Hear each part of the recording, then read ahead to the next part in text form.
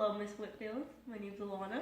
Hello, Alanna. Nice to meet you. So my teacher, Miss Sankson, she wants us to have an experience of leading this kind of conversation. And as you know, parent-teacher conferences are this month. I can put you in touch with her if you'd like, but for now, I will be leading our conference. Thank you for this chance to share my progression with you. So through this class, it's formerly known as speech. The official name of the course is Introduction to Speech Communication. And successfully passing the class will earn me 3 hours of college credit.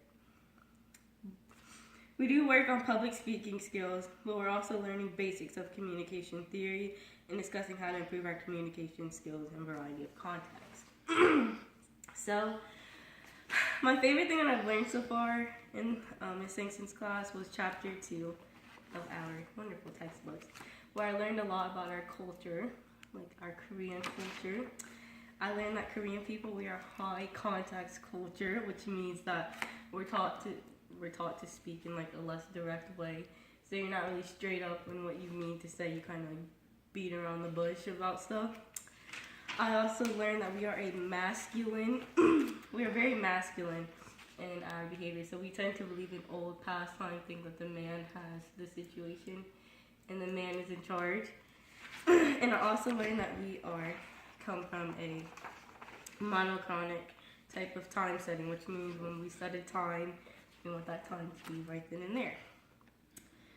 And so I'm proud of myself because I was able to keep an A in her class, even though sometimes I didn't do very well. I always did my corrections so she could see that I could fully understand, which gave me an A. If you did it right the first time, you wouldn't have to do correction. Well, I am learning, Mother, so that's part of the progressing. And so that's my next point. There's a lot of content to know per chapter. So I kind of would like read the chapter and then make note cards for it. That was one way of studying. And some days, to be honest, I really didn't study. But sometimes I really did, and those are the tests I did really good on. Tests were sometimes challenging, but I was able to keep a good grade in the class due to like test corrections. And my goals that I have set for the next 9 weeks are to keep my A, but instead this time I want to fully be able to understand the material. So, do you have any questions for me you'd like to pass along to Ms. Sankson? Actually, it's more questions directed at you.